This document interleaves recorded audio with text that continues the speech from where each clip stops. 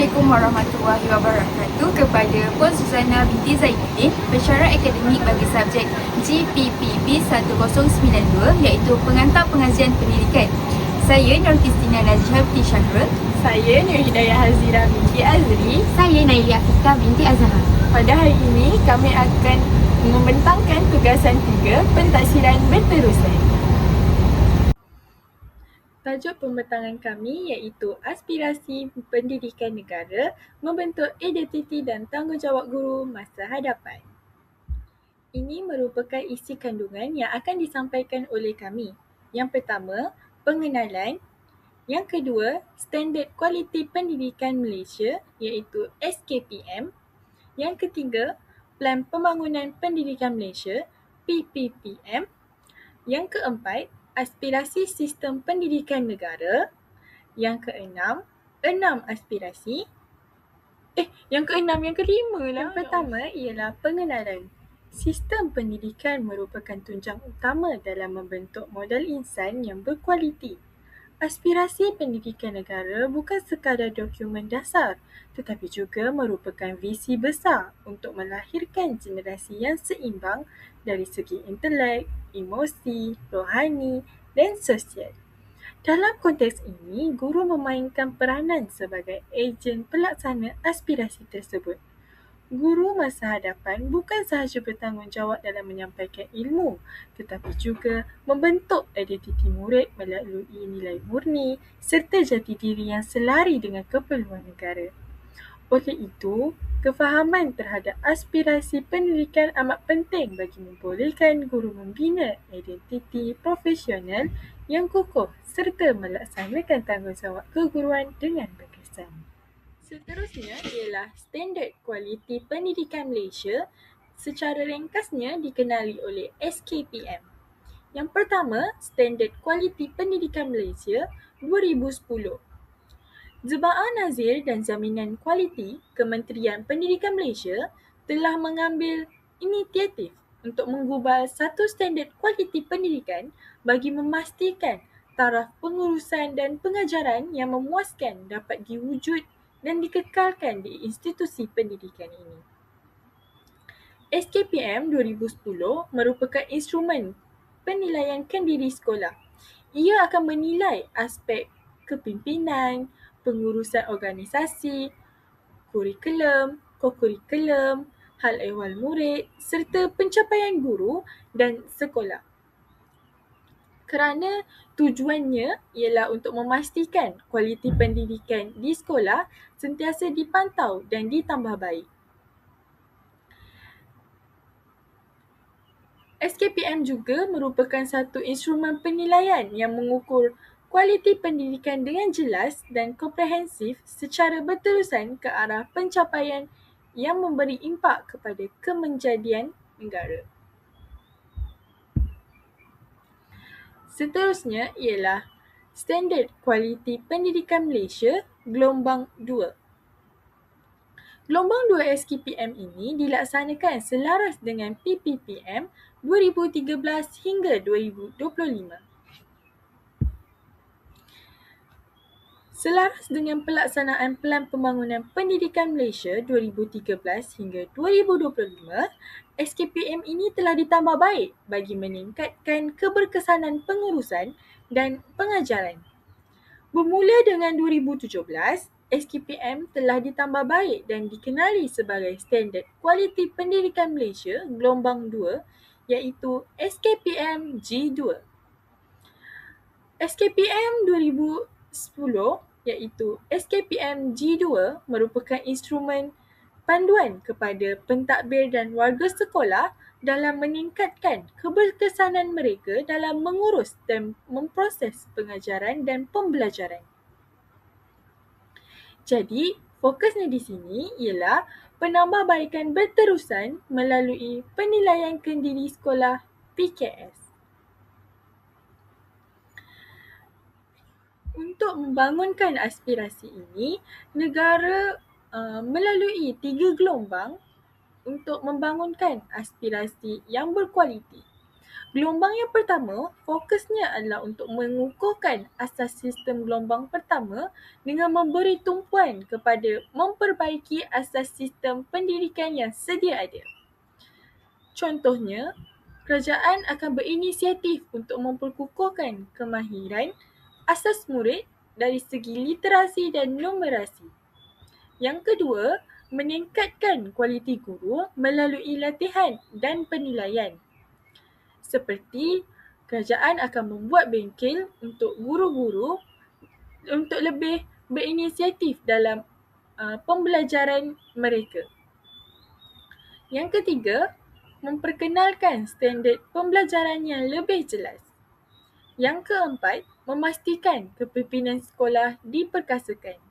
Kerana tujuan utama mereka dalam memastikan sistem ini berada pada landasan yang betul sebelum transformasi besar dalam negara ini dilaksanakan. Melalui gelombang yang kedua pula, fokusnya adalah untuk memacu peningkatan sistem gelombang kedua dengan menekankan kepada mempercepatkan penambahbaikan dan memberi lebih autonomi kepada sekolah. Kerajaan mengambil langkah untuk memberi kuasa lebih besar kepada sekolah dan pemimpin sekolah supaya mereka boleh menggubal sistem persekolahan tersebut dan sekolah itu akan menjadi sekolah yang cemerlang. Yang kedua, dalam menggalakkan inovasi dalam pengajaran dan pembelajaran. Kerana inovasi ini amat penting untuk meningkatkan kemajuan negara supaya negara kita akan lebih maju dalam pelbagai penggunaan teknologi. Yang ketiga, memperkukuh penggunaan ICT dalam bilik darjah. Kerana penggunaan ICT ini amat memudahkan guru-guru untuk menjalani proses pembelajaran mereka dengan lebih efektif dan lebih mudah. Yang keempat, meningkatkan kerjasama dengan ibu bapa dan komuniti. Sebagai contoh, setiap sekolah akan melakukan mesyuarat PIBG iaitu Persatuan Ibu Bapa dan Guru untuk menambah baik hal-hal sekolah yang ada dalam sekolah anak mereka. Jadi gelombang kedua ini tujuan utamanya dalam mempercepatkan peningkatan kualiti pendidikan dan keberhasilan murid mereka. Bergerak kepada gelombang yang ketiga, fokusnya adalah untuk melonjakkan kecemerlangan gelombang ketiga bertujuan menjadikan sistem pendidikan Malaysia antara yang terbaik di peringkat antarabangsa. Antara penekanan utama yang ditekankan adalah mengukuhkan budaya kecemerlangan profesional dalam kalangan guru. Kerana guru yang cemerlang akan melahirkan murid yang cemerlang. Yang kedua, memantapkan kepimpinan pendidikan. Kerana jika pemimpin kita dapat memimpin orang bawahan mereka, maka proses aspirasi pendidikan ini akan lebih berjalan dengan lancar dan dengan lebih maju. Yang ketiga, meningkatkan accountability dan ketulusan. Yang keempat, memastikan sistem pendidikan mampu bersaing di peringkat global. Tujuan utama gelombang ketiga ini adalah untuk melahirkan murid berpengetahuan tinggi dan berkemahiran tinggi serta berdaya saing dalam peringkat global. Seterusnya, akses kepada kejayaan. Selaras dengan prinsip pendemokrasian pendidikan iaitu pendidikan untuk semua, setiap kanak-kanak di Malaysia tanpa mengira latar belakang sosioekonomi dan kelompok etnik mempunyai hak untuk mendapat akses yang sama kepada pendidikan berkualiti bagi membolehkan mereka mencapai potensi masing-masing. Aspirasi ini menekankan bahawa setiap murid di Malaysia tanpa mengira latar belakang, lokasi geografi atau status berhak mendapat peluang pendidikan. Kerana mereka yang tidak berkemampuan juga perlu dididik dan perlu mendapat pendidikan yang tinggi supaya dapat mengubah nasib hidup mereka. Jadi, fokusnya di sini ialah dalam memastikan pendidikan asas universal iaitu prasekolah hingga menengah dapat dicapai oleh semua. Kementerian berhasrat untuk mencapai 100% enrolment merentas semua peringkat pendidikan daripada prasekolah hingga ke menengah atas menjelang tahun 2020. Jadi, untuk memenuhi hasrat tersebut, setiap individu harus diberi peluang yang sama untuk mendapat pendidikan dan hak memilih jenis sekolah untuk belajar tanpa mengira latar belakang status ekonomi, sosial, keistimewaan, jantina, kaum atau agama. Jadi, semua pihak perlulah bertanggungjawab untuk memastikan semua murid ini dapat tempat di sekolah dan diberi peluang untuk meningkatkan pengetahuan dan kemahiran mereka ke peringkat yang lebih tinggi supaya mereka dapat peluang untuk memajukan pencapaian negara kita. Contohnya di sini ialah program literasi awal, pembinaan sekolah di kawasan pedalaman dan sokongan kepada murid berkeperluan khas. Sistem pendidikan ini akan terus committed untuk membangunkan murid secara menyeluruh kerana kurikulum pendidikan bermatlamat dalam membangunkan anak-anak secara menyeluruh merangkumi dimensi intelek, rohani, emosi dan jasmani seperti yang terkandung dalam falsafah pendidikan kebangsaan. Bukan itu sahaja, pihak sekolah juga perlu berusaha dalam memainkan peranan untuk memastikan setiap murid ini memenuhi standard minimum mereka, iaitu lulus mata pelajaran teras seperti bahasa Melayu, bahasa Inggeris, matematik, sains, sejarah dan pendidikan Islam atau pendidikan moral pada akhir tingkatan 5. Kerana jika mereka gagal untuk lulus dalam mata pelajaran ini, mereka tidaklah selayaknya untuk pergi ke peringkat yang lebih tinggi. Mereka perlu mengulang balik pembelajaran tersebut supaya mereka tidak tercicir di masa yang akan datang lagi. Baiklah, seterusnya saya akan terangkan pula mengenai kualiti standard antarabangsa. Aspirasi ini menekankan pencapaian murid Malaysia setanding dengan standard antarabangsa. Aspirasi kualiti memberikan penekanan kepada usaha melahirkan murid yang berpengetahuan tinggi, berkemahiran dan mampu bersaing di peringkat global. Kualiti bukan sahaja dilihat daripada pencapaian akademik semata-mata, tetapi juga melibatkan pembangunan sasiah, nilai dan kemahiran insaniah. Penekanan kepada kemahiran abad ke-21 seperti pemikiran kritis, kreativiti dan inovasi, kolaborasi, komunikasi, literasi digital turut ditetapkan agar murid lebih bersedia menghadapi cabaran revolusi industri 4.0. Sistem pendidikan Malaysia berusaha memastikan kurikulum, pedagogi dan pentaksiran setanding dengan standard antarabangsa. Penekanan diberikan kepada kemahiran berfikir aras tinggi iaitu KEBAT supaya murid mampu menganalisis, menilai dan mencipta idea baru bukan sekadar menghafal fakta. Sebagai contoh, penyertaan Malaysia dalam penilaian antarabangsa seperti PISA iaitu nama panjangnya Program for International Student Assessment dan TIMSS iaitu Trend in International Mathematics and Science Study untuk mengukur tahap pencapaian murid.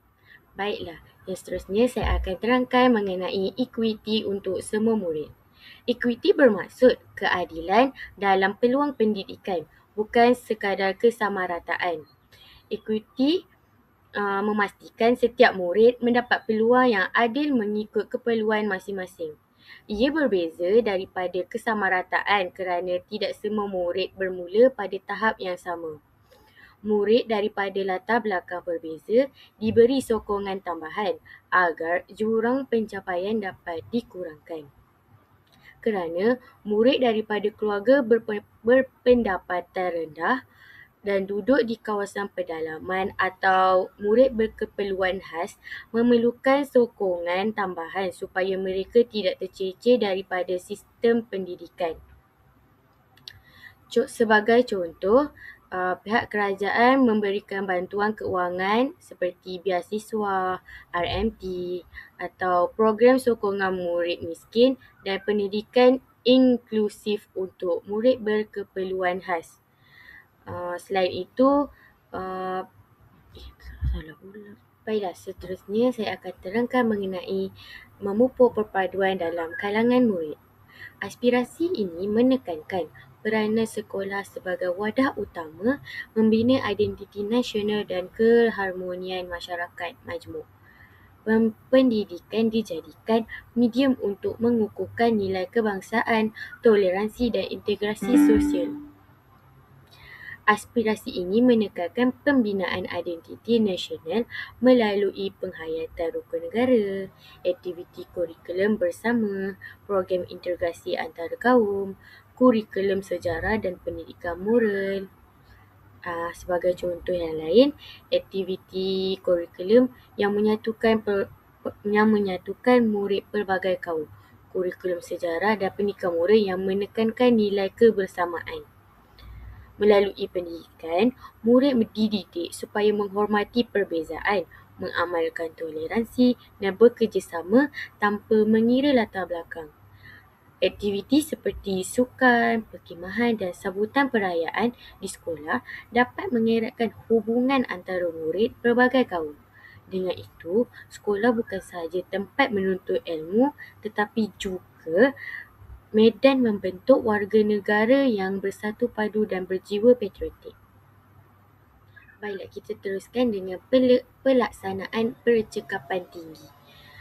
Aspirasi ini menekankan pengurusan sistem pendidikan yang cekap dan berkesan dengan penggunaan sumber yang optimum. Kecekapan merujuk kepada pengurusan sistem pendidikan yang sistematik, tulus dan berkesan. Sumber keuangan, tenaga pelajar dan kemudahan sekolah perlu diurus secara optimum agar memberi impak maksimum kepada murid. Fokus kepada keberkesanaan pentadbiran, pengurusan keuangan dan penggunaan teknologi dalam pendidikan. Kerana aspirasi ini melibatkan pengurusan keuangan yang telus dan berintegriti, pemantauan prestasi sekolah yang dengan secara berterusan. Selain itu, penggunaan teknologi dalam pentadbiran dan PDP.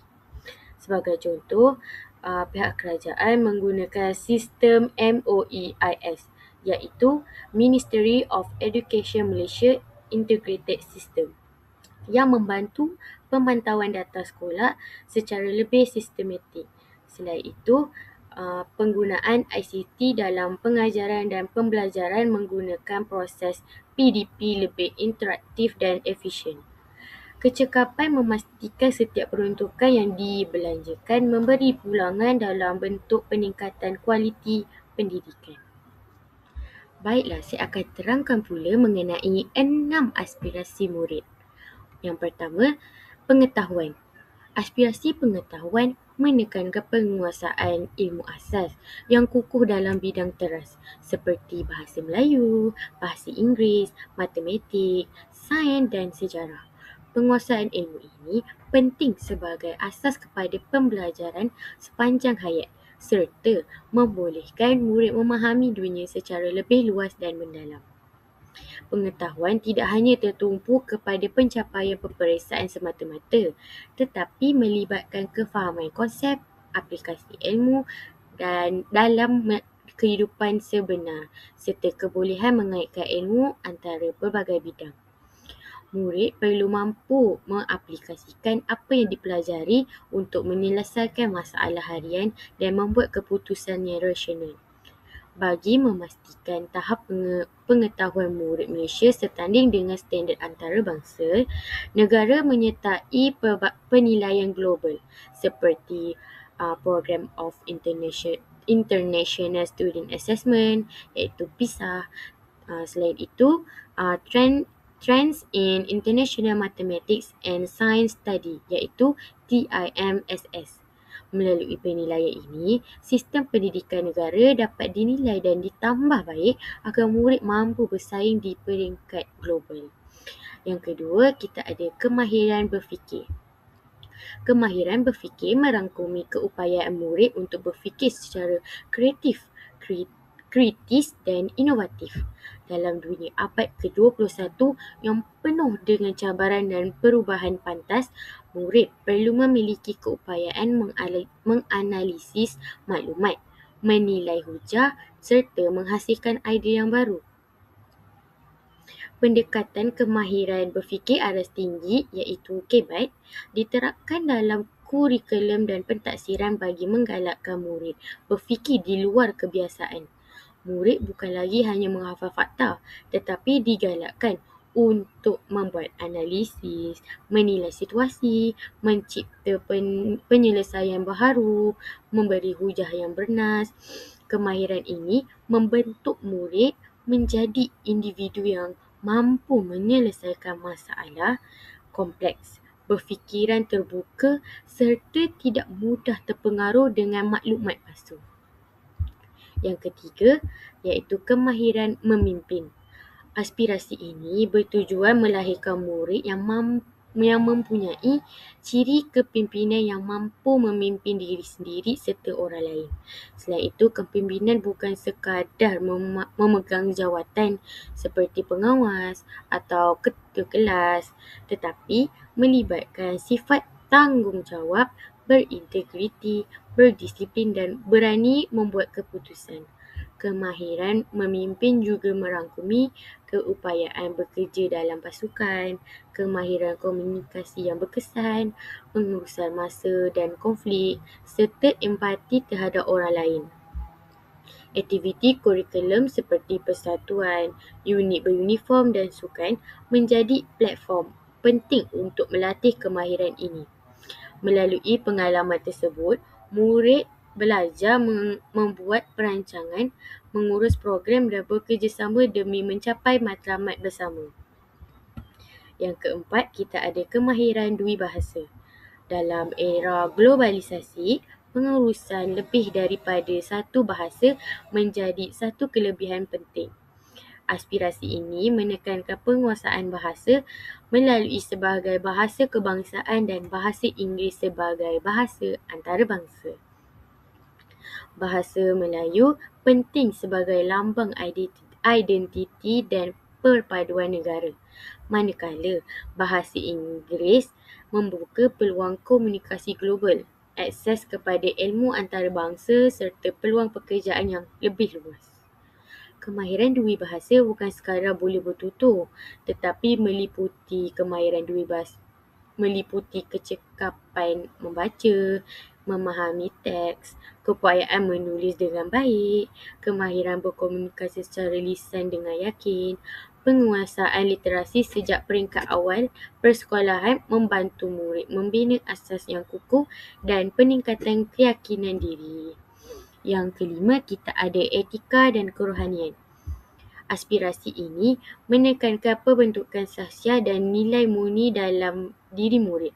Pendekatan pendidikan bukan sekadar melahirkan individu yang cemerlang akademik, tetapi juga insan yang berakhlak mulia dan mempunyai pegangan moral yang teguh. Nilai murni yang seperti kejujuran, amanah, hormat menghormati, bertanggungjawab dan kasih sayang yang perlu dipupuk sejak kecil.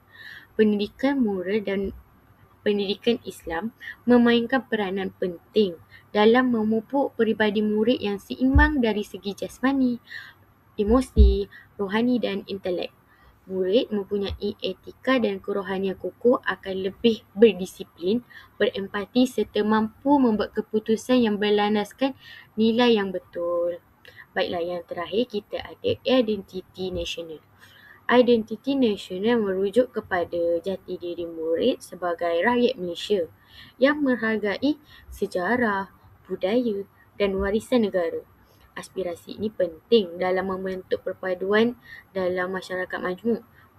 Melalui kurikulum sejarah, penghayatan rukun negara serta aktiviti patriotisme di sekolah, murid didedahkan kepada perjuangan kemerdekaan, kepelbagaian budaya dan kepentingan keharmonian antara kaum. Murid juga perlu menghormati kepelbagaian agama dan budaya, mengamalkan toleransi, menunjukkan semangat cinta akan negara, identiti nasional yang kukuh, mampu melahirkan generasi yang bangga menjadi rakyat Malaysia dan sanggup menyumbangkan kepada pembangunan negara. Baiklah, saya akan terangkan mengenai 11 anjakan Pelan Pembangunan Pendidikan Malaysia, iaitu PPPM. Yang pertama, menyediakan kesamarataan akses kepada pendidikan berkualiti bertaraf antarabangsa.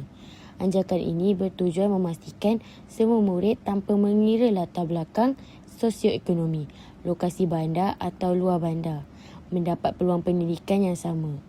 Kualiti pendidikan yang diberikan perlu tertanding dengan standard antarabangsa. Ini termasuk penyediaan kemudahan sekolah, guru terlatih serta kurikulum yang relevan. Kesamarataan ini penting bagi mengurangkan jurang pendidikan dan memastikan setiap murid berpeluang mencapai potensi maksimum mereka. Yang kedua, memastikan setiap murid profesion dalam bahasa Malaysia dan bahasa Inggeris. Bahasa Malaysia sebagai bahasa kebangsaan perlu dikuasai dengan baik bagi memupuk perpaduan dan identiti nasional. Pada masa yang sama, bahasa Inggeris penting untuk persaingan global dan akses kepada ilmu antarabangsa. Oleh itu, sistem pendidikan menekankan penguasaan diri bahasa supaya murid mampu berkomunikasi secara efektif di peringkat nasional dan global. Yang ketiga, melahirkan rakyat Malaysia dengan penghayatan nilai. Pendidikan bukan sekadar pencapaian akademik, tetapi juga pembentuk sasiah dan akhlak. Anjakan ini menekankan nilai murni seperti integriti, hormat menghormati, bertanggungjawab dan semangat patriotisme. Murid dibentuk menjadi insan seimbang dari segi jasmani, emosi, rohani dan intelek selaras dengan falsafah pendidikan kebangsaan. Yang keempat, transformasi keguruan sebagai profesion pilihan. Profesion perguruan perlu diperkasakan agar menjadi kerjaya yang dihormati dan diminati. Pemilihan guru dilakukan secara teliti, latihan dipertimbangkan dan pembangunan profesionalisme diberi penekanan. Guru berkualiti tinggi akan mampu meningkatkan keberhasilan murid serta melaksanakan pengajaran yang berkesan. Baiklah, yang kelima, memastikan kepimpinan berprestasi tinggi ditempatkan di setiap sekolah. Kepimpinan sekolah memainkan peranan penting bagi menentukan kejayaan sebuah institusi. Pengetua dan guru besar yang berprestasi tinggi mampu memacu kecemerlangan akademik dan kokurikulum. Murid juga bertanggungjawab mewujudkan budaya sekolah yang positif dan kondusif. Yang keenam, mengupaya JPN, PPD dan sekolah untuk menyediakan penyelesaian khusus berasaskan keperluan. Bagi setiap sekolah mempunyai cabaran dan keperluan yang berbeza. Oleh itu, pihak Jabatan Pendidikan Negeri iaitu JPN, Pejabat Pendidikan Daerah iaitu PPD dan sekolah diberi autonomi tertentu untuk membuat keputusan yang sesuai dengan situasi setempat. Pendekatan ini menjadikan pengurusan lebih fleksibel dan berkesan. Yang ketujuh, memanfaatkan ICT bagi meningkatkan kualiti pembelajaran di Malaysia. Teknologi maklumat dan komunikasi ICT digunakan untuk menyokong proses pengajaran dan pembelajaran. Penggunaan platform digital, bahan interaktif dan pembelajaran dalam talian membantu menjadikan PDP lebih menarik dan efektif. ICT juga membantu murid menguasai kemahiran abad ke-21. Yang ke-8, mentransformasi kebolehan dan keupayaan penyampaian kementerian. Kementerian Pendidikan perlu meningkatkan kecekapan dalam pelaksanaan dasar dan program. Sistem pengurusan dikemaskan supaya lebih sistematik, telus dan berimpak tinggi. Transformasi ini memastikan setiap perancangan dapat dilaksanakan secara berkesan. Yang kesembilan, bekerjasama dengan ibu bapa, komuniti dan sektor swasta secara meluas. Pendidikan adalah tanggungjawab bersama. Kerjasama antara sekolah dengan ibu bapa, komuniti dan pihak swasta dapat meningkatkan sokongan terhadap perkembangan murid.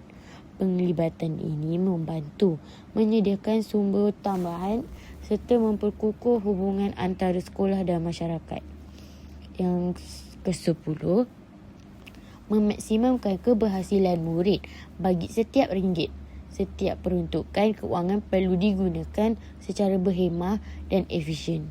Matlamatnya ialah memastikan setiap pembelanjaan memberikan impak maksimum terhadap pencapaian dan pembangunan murid.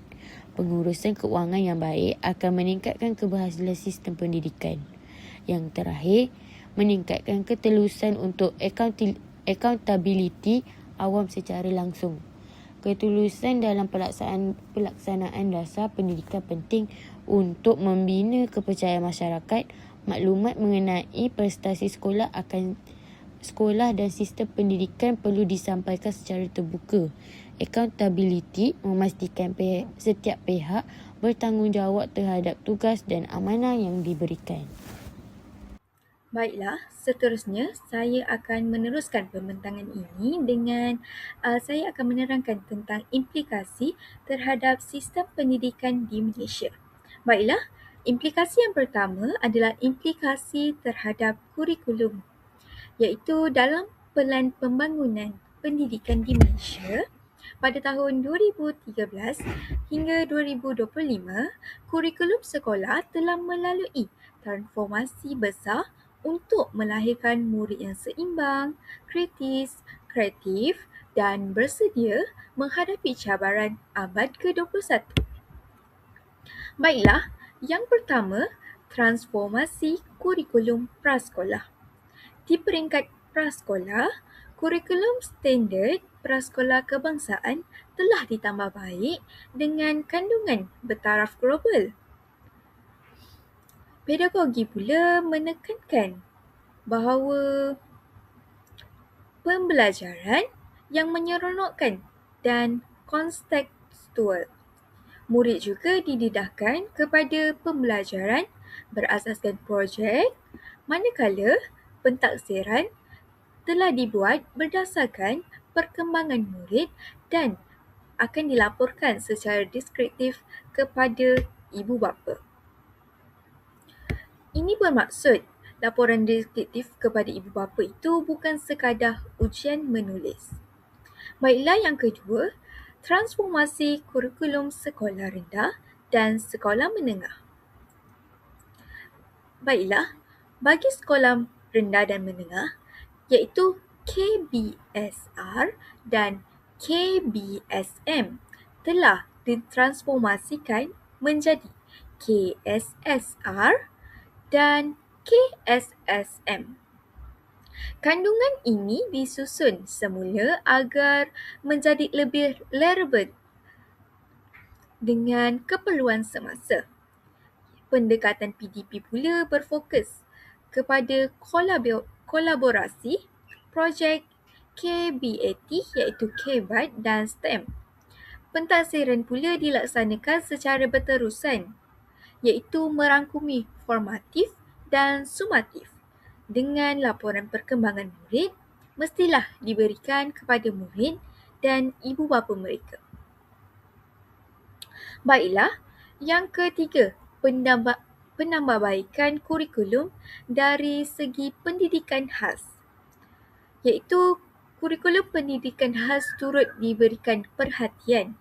Jadinya, kurikulum pendidikan khas ini digubal khusus untuk murid yang mempunyai masalah pembelajaran, penglihatan dan pendengaran.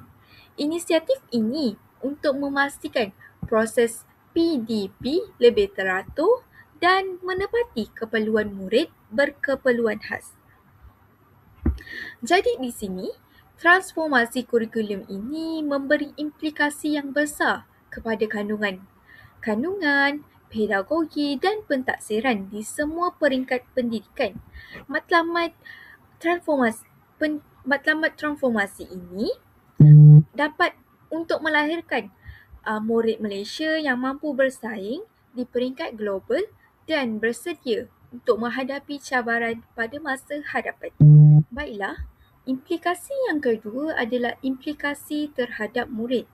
Implikasi transformasi pendidikan terhadap murid dapat dilihat dalam beberapa aspek penting. Yang pertama, dari aspek persekitaran pembelajaran, iaitu murid akan belajar dalam suasana yang kondusif dan menyeronokkan. Mereka bukan sekadar belajar secara individu, tetapi juga mereka belajar secara berkumpulan dengan rakan sebaya dari dalam ataupun dari luar negara. Seterusnya, murid berupaya untuk berinteraksi dengan masyarakat dunia dan menjadikan pengalaman pembelajaran lebih bermakna. Pembelajaran berpusatkan murid dan berasaskan projek dapat memberi mereka lebih banyak suara dalam membentuk pengalaman belajar sendiri serta rasa kepunyaan terhadap pembelajaran. Seterusnya, guru pula menggalakkan yang terbaik untuk setiap murid, manakala murid pula bertanggungjawab bersama untuk menjadikan sekolah sebagai tempat yang selamat dan kondusif. Baiklah, yang kedua dari aspek pengetahuan dan kemahiran insaniah. Dalam aspek ini, murid akan memperoleh pembelajaran yang kaya bukan sahaja dari aspek akademik tetapi juga bukan akademik. Strategi pengajaran berpusatkan murid membolehkan mereka bekerja secara individu dan berkumpulan. Lebih banyak projek yang berasaskan komuniti akan meningkatkan kemahiran insaniah seperti komunikasi, kemahiran insaniah kerjasama, pengurusan, penggunaan teknologi maklumat, analisis, dan kefahaman budaya. Murid juga dilatih berfikir secara kritis dan kreatif, iaitu mempunyai kepimpinan yang mantap serta berupaya berkomunikasi dengan berkesan di peringkat global. Baiklah, seterusnya dari aspek yang ketiga iaitu kemahiran berfikir. Jadi, dalam aspek ini, setiap murid perlu membina kemahiran inquiry dengan belajar dengan cara berdikari untuk mendapatkan pengetahuan sepanjang hayat.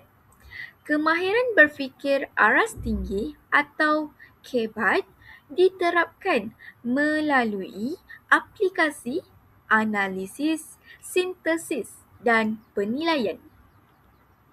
Murid juga mampu membuat keputusan secara kritis, logik, induktif dan didaktif.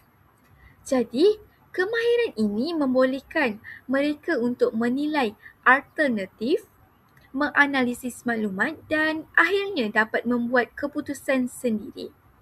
KEBAT juga penting untuk inovasi, penciptaan dan penggunaan teknologi moden.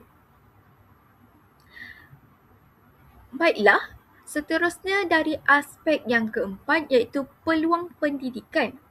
Dalam aspek ini, murid juga turut diberi peluang dalam pendidikan vokasional, iaitu mereka boleh memilih laluan akademik, vokasional atau teknikal, termasuklah melalui kolej vokasional, institusi latihan kemahiran awam dan swasta.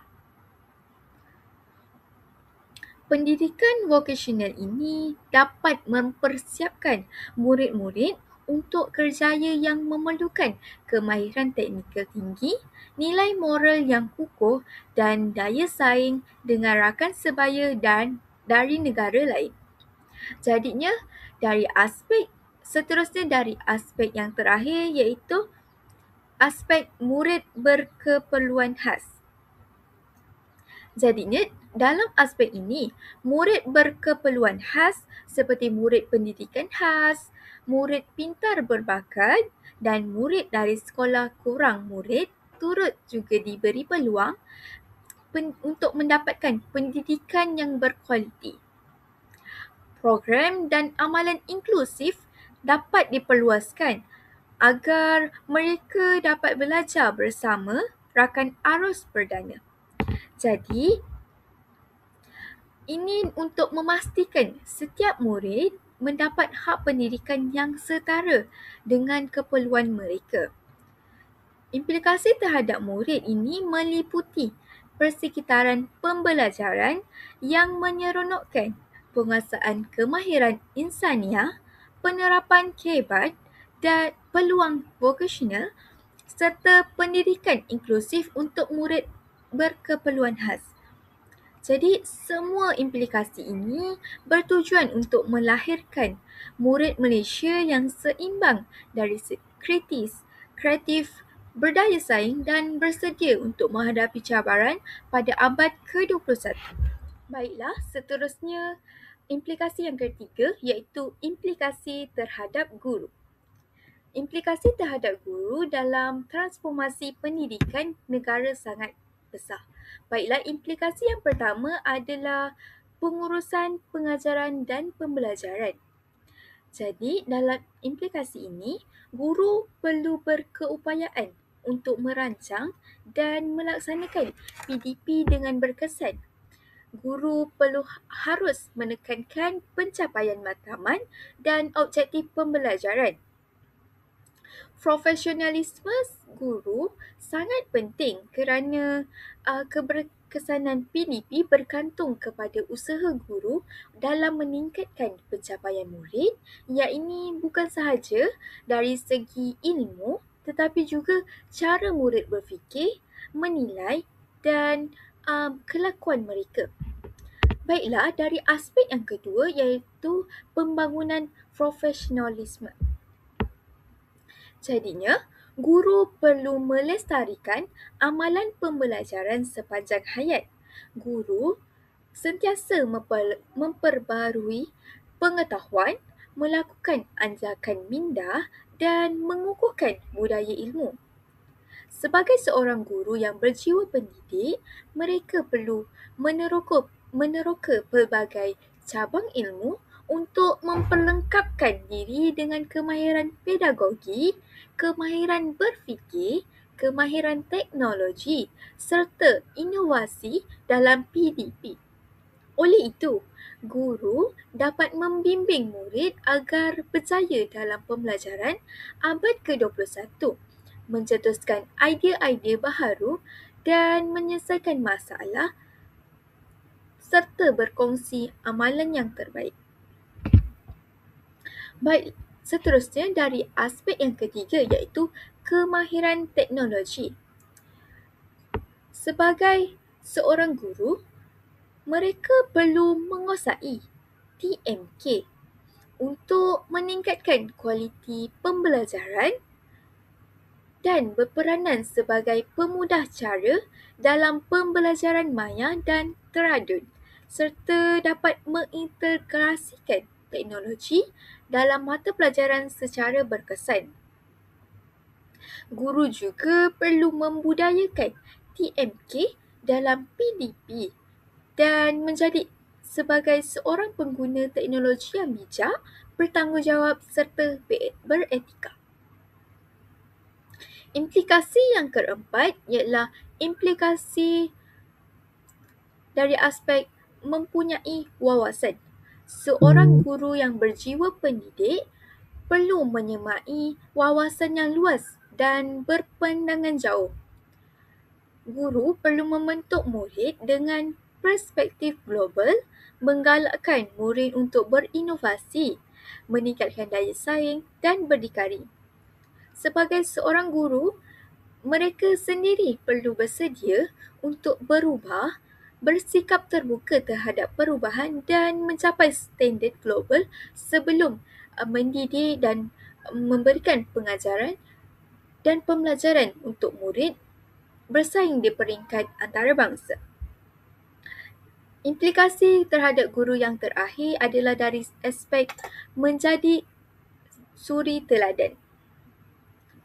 Guru perlu menjadi suri teladan dalam penghayatan nilai dan perpaduan.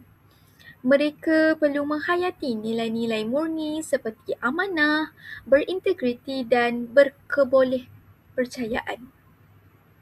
Sebagai guru berjiwa pendidik, mereka perlu membentuk murid yang seimbang, harmonis dan berakhlak mulia. Mereka juga perlu membimbing murid untuk menghadapi cabaran-cabaran pada masa hadapan dengan sasiah yang unggul serta berperanan sebagai ejen perubahan utama dalam pendidikan. Oleh itu, implikasi terhadap guru ini meliputi 5 aspek utama, iaitu pengurusan PDP, pembangunan profesionalisme, penguasaan teknologi, wawasan yang luas dan peranan sebagai suri teladan. Jadi, aspek-aspek ini bertujuan untuk melahirkan guru yang berjiwa pendidik, profesional dan mampu membentuk murid Malaysia yang bersedia menghadapi cabaran pada abad ke-21. Baiklah, saya akan meneruskan dengan implikasi yang keempat, iaitu implikasi terhadap pemimpin sekolah. Aspek yang pertama ialah pemimpin instruksional dan ejen perubahan. Implikasi transformasi pendidikan terhadap pemimpin sekolah memainkan peranan yang besar kerana mereka merupakan pemimpin instruksional yang cemerlang dan bertindak sebagai ejen perubahan di sekolah. Pemimpin sekolah mempunyai peranan untuk menjadikan sekolah sebagai asas untuk melahirkan ahli masyarakat yang berjaya serta penyumbang aktif kepada pembangunan negara. Baiklah, yang pertama, pemimpin sekolah perlu berperanan sebagai peneraju, pembimbing dan pendorong kepada guru, murid dan kaki tangan. Mereka bukan sahaja berperanan untuk mengurus tetapi juga berperanan untuk membimbing dan memberi motivasi agar seluruh warga sekolah dapat mencapai prestasi yang lebih tinggi. Yang kedua, dari aspek mencapai jangkaan tinggi, iaitu pemimpin sekolah perlu mencapai set jangkaan yang lebih tinggi yang telah ditetapkan bagi sekolah masing-masing. Setiap pemimpin harus sentiasa terbuka kepada cara bekerja baharu, berinovasi dan sentiasa melibatkan masyarakat dalam usaha penambahbaikan sekolah. Yang seterusnya dari aspek ketiga, iaitu pemimpin sekolah perlu membangun keupayaan kaki tangan dengan cara bertindak untuk menjadi seorang jurulatih dan pembimbing. Jadi, peranan ini penting untuk meningkatkan profesionalisme guru dan staf serta dapat membina budaya kerja yang lebih kolaboratif dan berkesan.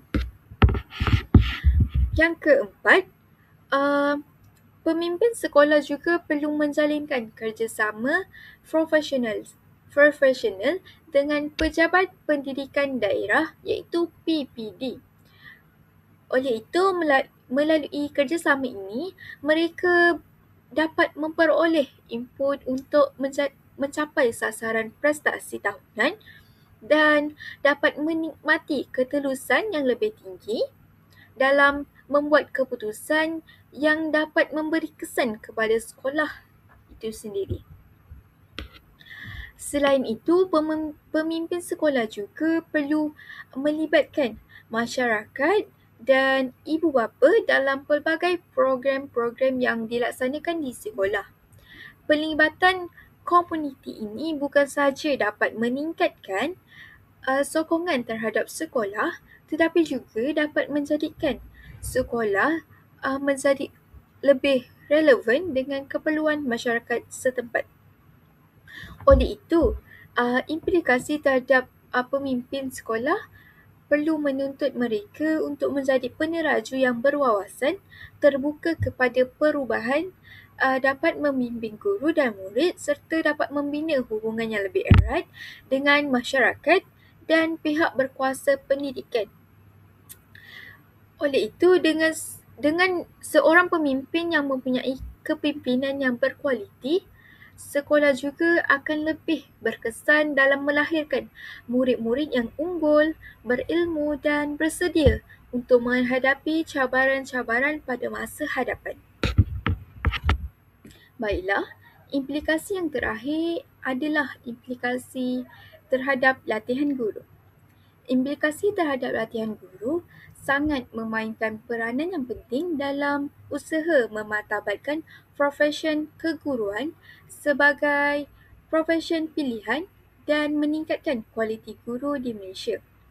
Pelan Pembangunan Pendidikan Malaysia iaitu PPPM pada tahun 2013 hingga 2025 telah mencetuskan beberapa perubahan terhadap program latihan dan pembangunan profesional guru. Baiklah, dari aspek yang pertama iaitu pengambilan guru pelatih. Pendekatan holistik dalam pengambilan guru pelatih telah diperkenalkan. Pemilihan guru baharu tidak lagi hanya berdasarkan kelayakan akademik semata-mata, tetapi turut juga mengambil kira kecenderungan dan aptitut keguruan. Permohonan ini digalakkan daripada pelbagai latar belakang akademik dan etnik, namun tetap mengekalkan syarat kemasukan yang ketat dan tidak berkompromi terhadap kualiti. Institut Pendidikan Guru IPG telah memainkan peranan yang penting dalam menyediakan pelbagai program latihan seperti diploma, ijazah pertama dan ijazah lanjutan. Jadi, perkara ini bertujuan untuk memenuhi keperluan calon dari pelbagai tahap pengalaman sama ada graduan baru maupun individu yang bertukar kerjaya. Dari aspek yang kedua iaitu kurikulum latihan guru. IPG perlu mengkaji semula kurikulum pra-perkhidmatan agar selari dengan keperluan semasa. Guru perlu dilatih untuk mengajar kemahiran berfikir aras tinggi, kebat serta pendekatan pengajaran alternatif seperti pembelajaran berasaskan inkuiri dan penyelesaian masalah. Guru juga perlu dipilih untuk menyelesaikan isu PDP berasaskan teknologi maklumat dan komunikasi (TMK). Latihan yang diberikan harus bersifat universal dan merentas pelbagai subjek agar seorang guru itu mampu mengintegrasikan TMK secara berkesan dalam bilik darjah. Dari aspek yang ketiga iaitu kualiti kepimpinan IPG, iaitu dari segi bimbingan dan praktikum, guru yang berpengalaman yang berkualiti akan dilantik sebagai mentor untuk menyelia guru pelatih. Jadi, perkara ini bertujuan untuk meningkatkan keberkesanan dan kualiti latihan praktikal di sekolah. Kepimpinan IPG juga turut diberi perhatian iaitu pemilihan pensyarah IPG akan diutamakan daripada kalangan guru-guru yang cemerlang, pensyarah pakar dan berpengalaman. Kemahiran mereka akan dipertingkatkan melalui pendedahan dalam bidang pengkhususan dan penyelidikan. Laluan kerjaya yang lebih jelas turut dapat diperkenalkan untuk meningkatkan kepakaran dan pengetahuan pensyarah.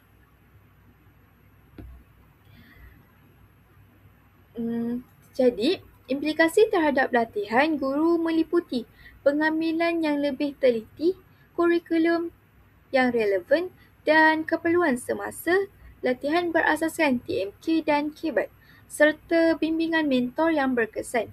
Semua ini bertujuan untuk melahirkan guru yang profesional, berkemahiran tinggi dan mampu mendidik murid Malaysia untuk menghadapi cabaran pada masa. Baiklah, kita telah sampai di penghujung video. Kesimpulannya, secara keseluruhannya tajuk ini menegaskan bahawa aspirasi pendidikan negara merupakan asas penting dalam pembentukan identiti dan tanggungjawab guru pada masa hadapan. Guru bukan sekadar tenaga pengajar, tetapi pemimpin pendidikan yang dapat membentuk generasi seimbang dan berdaya saing. Tanpa guru yang berjiwa pendidik, segala aspirasi pendidikan negara tidak akan tercapai.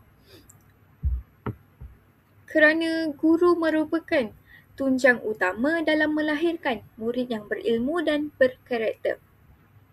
Oleh itu, guru masa hadapan perlu memahami sepenuhnya aspirasi pendidikan negara, membina identiti profesional yang kukuh serta melaksanakan tanggungjawab keguruan dengan penuh dedikasi dan keikhlasan.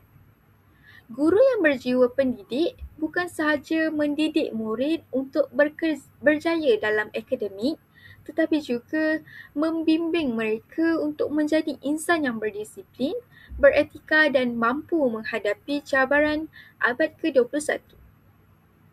Oleh itu, aspirasi pendidikan negara dapat direalisasikan melalui peranan guru sebagai pendidik, pembimbing dan teladan kepada generasi akan datang. Jadi, sampai di sini sahaja pembentangan kami. Semoga maklumat yang dikongsi dapat memberi manfaat dan dapat membuka minda kita semua tentang peranan guru dalam menjayakan aspirasi pendidikan negara. Sekian, terima kasih.